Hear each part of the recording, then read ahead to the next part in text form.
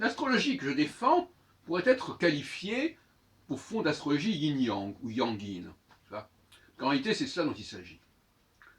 D'ailleurs, nous allons avoir un café Tao dans quelques heures avec Jean-Luc Berlet, à 17h, au café gourmand de l'avenue de France.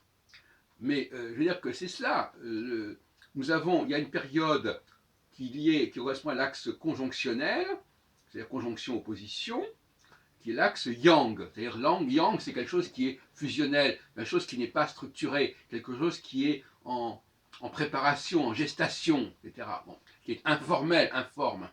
Donc tout est dans tout, dans yang. Et puis, quand les choses se refroidissent petit à petit, n'est-ce pas, quand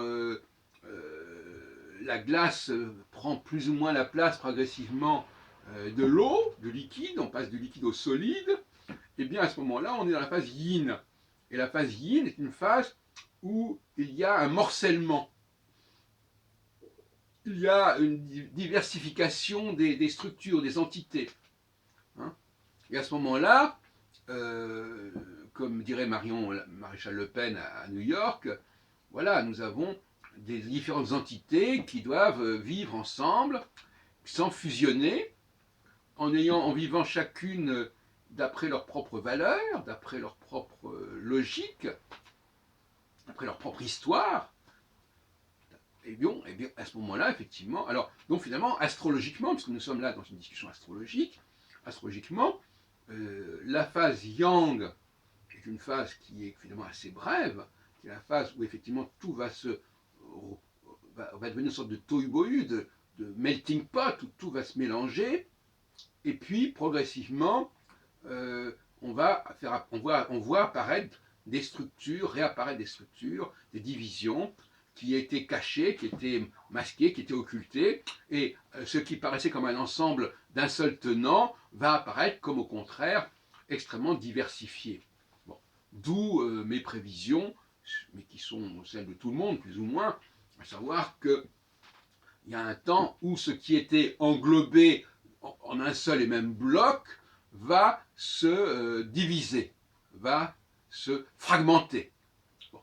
Ça a été vrai en 1989, ça a été vrai en 2011, et ça a été vrai à d'autres sortes de moments, lorsque par exemple il y a une guerre civile, lorsqu'il y a une rupture au sein d'une société, on est dans un phénomène de fragmentation, que ce soit en 1968 ou en 1995. On parlait des phénomènes de mouvements sociaux en France. Bon, ce sont des moments de fragmentation où chaque entité veut se faire entendre sa voix et ne veut pas être englobée dans un seul et même ensemble compact, bon, qui correspond seulement à la période de Yang. Bon. Donc quand on est en période Yang, c'est facile à vérifier, n'est-ce pas, alors que Saturne est conjoint ou opposé, mais opposé au sens où je l'entends, c'est-à-dire en fin de compte à 45 degrés, puisque tout est divisé par 4 dans le système, à une étoile fixe royale, eh bien, on est en phase Yang. Et on va passer, plus Saturne va s'éloigner de la conjonction ou de l'opposition, plus on va basculer vers la phase Yin. Donc c'est facile à comprendre, tout le monde peut comprendre cela. La seule difficulté, c'est de comprendre qu'effectivement, comme on a 4 étoiles fixes royales, tout est divisé par 4. 180 est divisé par 4, ça donne 45. Le carré de 90 donne 22 degrés 30, etc. Tout est divisé par 4. Et à ce sujet, la phase Yang correspond à l'axe conjonction-opposition, la syzygie, et la phase Yin correspond au carré, c'est-à-dire à 22 degrés 30. Quand Saturne s'est éloigné à peu près du 22 degrés de la conjonction, on entre dans la phase Yin. Mais il y a encore des problèmes de définition de l'orbe, parce que la phase Yin, la conjonction n'est pas réellement le point de départ du cycle, vous comprenez bien. Le point de départ du cycle, il précède, enfin, il y a une anticipation, n'est-ce pas, les choses se font par anticipation. Donc on ne passe pas brusquement lors de la conjonction à une nouvelle phase.